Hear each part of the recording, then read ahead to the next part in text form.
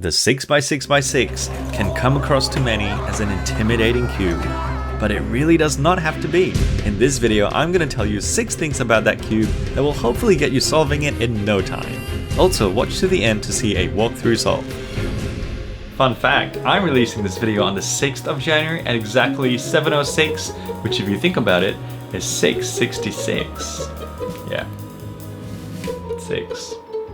Number 1. If you can solve a 3x3, you're already halfway there. The most common way people solve the 6x6 is with the reduction method, which involves turning a scrambled cube from this to this to this, which, if you notice, is exactly the same as this, just a weirder, stretched out version. In fact, if it's your first time, try solving the 6x6 like a 3x3 first, making sure you only turn the outer layers. It'll take a bit longer to identify cases, but you'll get the hang of it.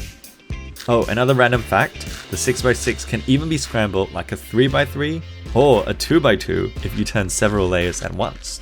Now you know. Number 2, hardware is important. Magnets are your best friends when it comes to big cubes. I started out with the Moyu Aosha GTSM, which served me well. But more recently, the good folk at Daily Puzzles sent me 2 new 6x6s that have just hit the market, both by YJ. The Yusha V2M and the MGC. Side note, I only get cubes like these because you guys shop at Daily Puzzles using the Tingman 10% discount code, so if you like videos like these, please keep doing that. Okay, super quick review of these 3. The Yusha V2M is the cheapest of the bunch, and one of those, how do they even make it at that price, kind of cubes. It's not as great as the others, but if your budget is low, get this guy. The Moyu Aosha is the most expensive, but you can definitely feel the quality. It's stable, smooth, and in my experience, rarely pops. The new MGC is priced in the middle, and is a bit faster, lighter, and more flexible than the others. For some reason, it won my heart, and I'm planning to use it at my next comp. I recommend this guy out of the 3. Number 3. Do not turn the 6x6 like a smaller cube. Although hardware has improved a lot, you still want to minimize corner cutting on big cubes. Align everything just right before making turns, or you're going to be heading to Pop Central, and that's not fun for anyone. You also want to avoid slice moves as they're easy to mess up. Instead, do something like this. It's an extra move, but it's way more reliable, and even the pros do it. It also means you might want to learn some alternate algorithms, for example PLLs that use M slices, like the H or Z perms. Cube Skills has entire algorithm sheets on this. Number 4, if you can solve a 4x4, you're 3/4 of the way there. There are 3 important algorithms you learn when solving the 4x4, and they are the edge flipping algorithm when pairing edges, the OLL parity alg when you get unsolvable OLL cases, and the PLL parity alg for unsolvable PLL cases. Since the 6 is an even numbered cube, you're going to be using all of those algs here too.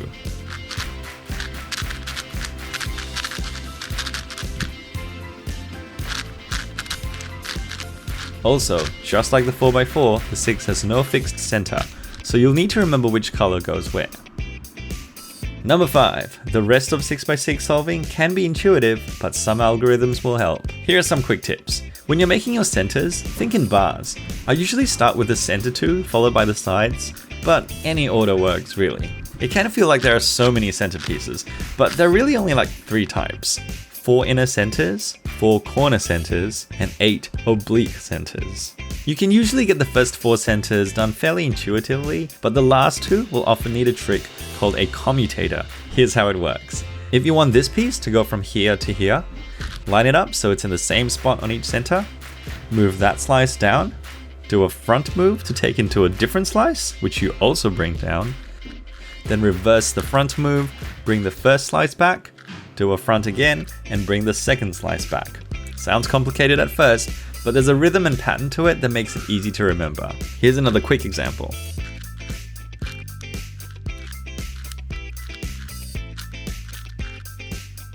When it comes to edges for big cubes, we use the free slice method, which is when we freely slice the cube around to solve edges, but only ever around the y-axis. So for example, I can slice these layers to make an edge, remove it, then continue making more edges. Again, you can usually complete the rest intuitively. The edge flipping alg normally looks after the final two, but sometimes you end up with edge parity, which looks like this. But don't worry, this can actually be solved using the exact same 4x4 OLL parity alg with one tiny change. You start the same, but in the wide R prime move here, you move all these layers as well, and the rest is as normal. Give it a try, it's actually quite easy. And then the rest is child's play, assuming the child can solve a 3x3. And finally, number 6, take your time and have fun. The world record for the 6x6 might be 1 minute 13 seconds, for now at least, but the average 6x6 solver can take anywhere between, 3 and 10 minutes, or even more. So no need to compare, just go for it and enjoy. My very first solve was a wonderful 11 minutes, and at the moment I average about 4.5. Nothing to write home about, but I'm pretty happy with it. Take your time to get to know this cube, how it turns, and how to recognize different cases. And before you know it, the 6x6 will seem tame to you. No more devil horns, just a baby toy. You mean you have to use your hands? That's like a baby's toy. Alright, well those are my 6 tips for getting into this cube, but if you'd like to hang around, I'm about to do a walkthrough solve of the 6x6 at about a beginner to an intermediate level, because that's my current level. Thanks again to Daily Puzzles for providing these cubes. Check them out if you want to get yourself a magnetic 6x6 or indeed any other cube. Okay, time for a walkthrough solve. Because there are no fixed centers, I always start with white or yellow because I have a pretty good idea of the side colors based on that orientation. And the first thing I want to do is just look around to see if there are any bars, white or yellow bars that are nearly completed. Just by pure chance, there normally are. And this is a perfect case here. Yellow is nearly done. And in fact, so is white. Let's just start with yellow because I can see where that centerpiece will go. So I'm going to start by making this bar there. And I can do that just by doing that. Going to look around for another bar. This guy's already half done. So let's make that. I can use that piece there. Going to use that corner piece there. I've got 2. This one's halfway done as well, so let's just keep on building that with that guy. I need a corner, and it looks like the corner's up there, so I'll bring the corner down. Oops. See, in this case, when I bring the corner down there, I'm going to mess that up. So bring it down, move it out of the way so that I can move that back again. Move that in. And then finally, I want to make the last yellow bar, which I can do like that. And I'm going to move it in. First center is always the easiest one to make because you don't have to worry about messing anything else up. But from now on, any move that I make, for example, if I move this up, I'm gonna have, and do whatever I want there, I'm always gonna have to move that yellow bar back down again so that this stays the same.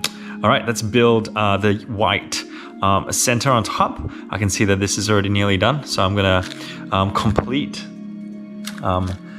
that white bar. Again, like I said, I normally start with the centers, but you've got to be flexible. So I'll bring this guy up, you two, to bring onto that side, and then I can bring the yellow bar back down again. Again, I can see this one's nearly finished, so even though I don't normally do the sides, I'm going to do that this time. Looks like the corner's up there, so I can actually do it this way, bring the corner down, and bring it back up. Now let's get the centers done. So I saw just by examining before that if I do that slice move, I'm gonna get that there. That's gonna fit there. That doesn't always happen, by the way. You'll notice that these these center edges, that one doesn't always, that side isn't gonna fit that side rather. You sort of need to experiment a little bit to see like where will fit where. So that's just gonna slice up there. You two, bring it back down again. I'm actually gonna bring that piece out because I'm gonna need it. And I'm gonna pair it up there. And the 2 pieces are there. I'm just gonna do a wide R2. I know it's already paired up because I know that those other 2 white pieces were over there, so I don't even have to look. And then that, and I'm gonna do a wide L to bring that all there. Again, in this case, you would think that you would just bring that up and you've completed the white top, but of course that messes up yellow. So a little bit non-intuitively, you're gonna have to do this to kick one white bar out so that you can do a U2 and then bring it back down again. It's sort of similar to how you would do, 4x4 and 5x5 when you're creating the bars. Ooh, nice. Just like that, I've already got one bar completely made. I was going to say that after that, I just look around to see if any bars are, halfway done or nearly done. Orange is already done, so let's start with orange. Gonna make the other center bar. I've got 2 there. Let's make some of the side ones now. 1 and then 2. And the final one, let's go, oops. And where are you? There you go. And done. Next in my color scheme, if that's orange, see if white's to my left and this is orange and next is green. That's why I do it this way, because I'm familiar with that color scheme. Just having a quick look around, I can see that I can easily pair that with that. If you look at their orientation. So if I do that, I could just see from before, I knew that they would pair up. So I'm gonna do a wide R2, hide that, and then back again. So that the orange is fine. At this point, the only moves that I want to be doing are like U moves I only want to be doing U moves or D moves and no wide U or D moves because I don't want to mess up yellow or white at all. So I've got that 1 green bar. Just because I can, I'm gonna make a T. For those of you who know this technique in 5x5, when you make that sort of T center, same thing applies over here. You can actually get one of those edge pieces, bring it down to replace that center of the T, move it away, and then you get 2 free bars, just like that. All right, let's keep going. This one's nearly done, so yeah, why not? Let's finish that. I'm gonna bring this guy out. And it's a bit of an annoying case, but it's all right. Bring that guy down in there, bring it up, and then that and that. Done. Now let's bring this empty slot all the way up there, like this. Bring the green in, and then bring it back. And that's done. All right, final 2 centers. So this is a little bit tricky, but we generally start from the left and we go to the right. And as you can see, I've already got one that's completely done, which is pretty cool. I'm going to finish my next one now, which is that. Tricky. Okay, this is what I'm going to do. I'm going to try and pair this to that by doing this. I'm going to bring this piece up and hide it there. Bring that across, and when I bring it back, you'll see that it pairs. Let's bring that down. And now let's... what can I need a piece right there. If it was right there, that would be great. I can see that piece can actually move there if I did that.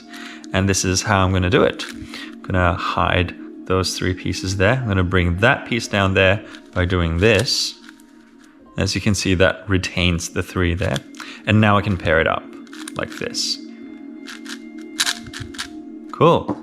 And I got a very, very lucky case where I don't have to use commutators, like I sort of showed before. When you've got a case with like 1 and 3, whether the 3 are here or the 1 is here, there are many really quick, clever ways that you can do it. So the way I would do it in this case is I'm going to move this red bar up here. I know that when I bring the red corner up, it's going to come down in the same spot. So if I bring it up like this, do a U, and I bring it down, it's going to pair up like that. And then I can bring it in. Alternatively, it works too, like I said before, if the 3 is up the top and you've got like 1 there, because you can just do this. You can sort of orient it in a way. Sometimes it's, wait.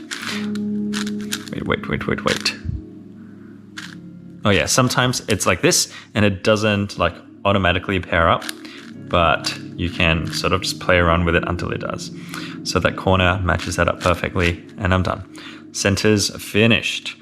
Okay, let's get to the edges now. So I'm just having a quick look around to see if any of the edges are already partially done. And I sort of see this pair over here, white-orange. So I'm going to start with white-orange, have a quick look around. And I see that there's another white-orange over there, which is really nice. So let's slice that over. And then I'm looking for the last white-orange edge, which is nowhere this way. So I'm going to do a Z2, and it's over there. I'm going to do a sort of weird like sledgehammer to put it in insert that edge in that way because that preserves that order.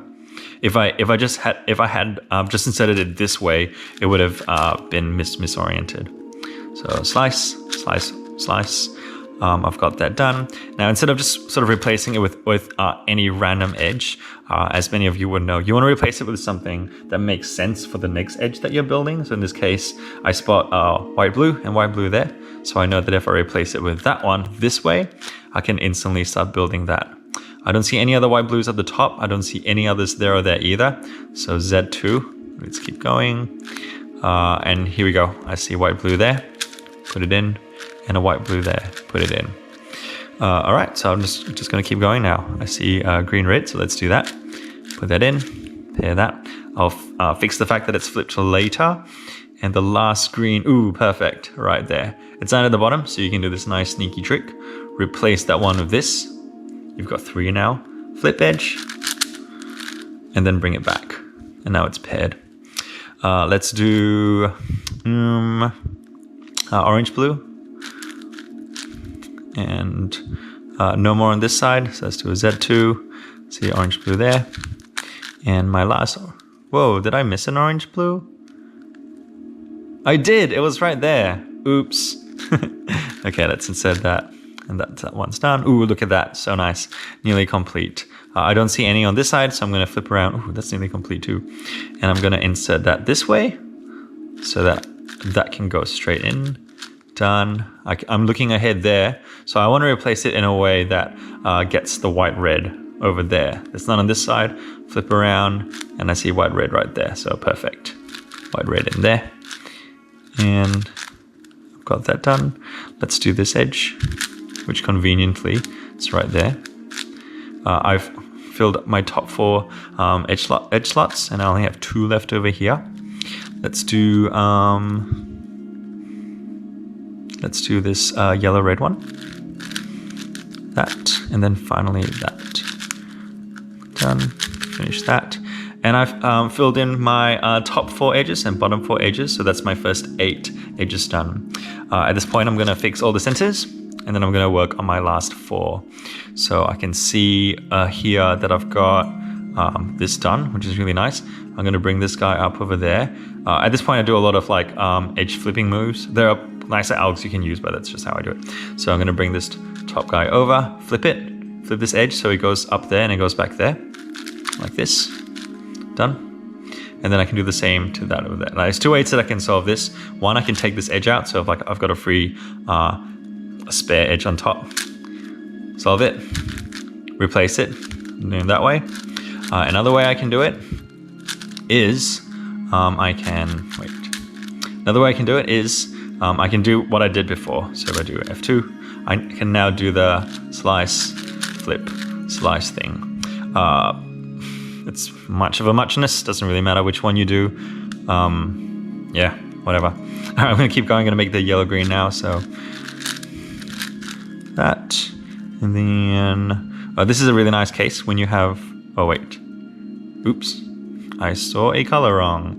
Oh well, let's make yellow, blue. Sorry, yellow, blue, let's bring that guy there.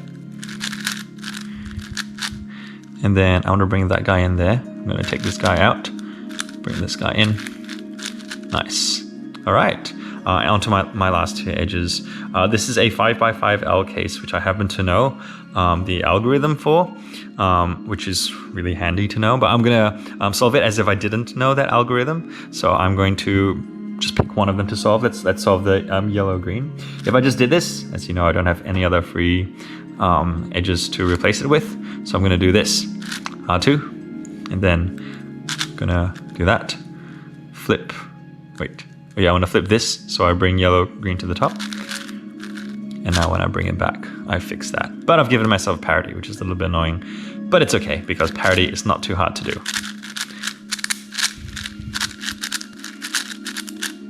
Dunskies! And from here on, it's just a regular 3x3 solve, which I may as well do, so I can finish the entire cube. All right. Solving on white cross because this guy there. Ooh, this guy there. This is a nice little F2L trick. It's the best. Oh, this guy here. And then finally, this guy here. Justify beginner's method. OLL parity, because this case doesn't exist.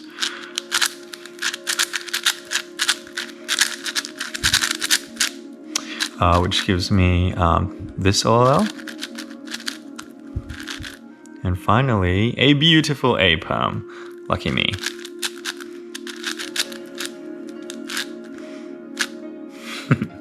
And a really long AUF. And that's how you do it. Thanks so much for watching. Happy 6x6ing. See ya.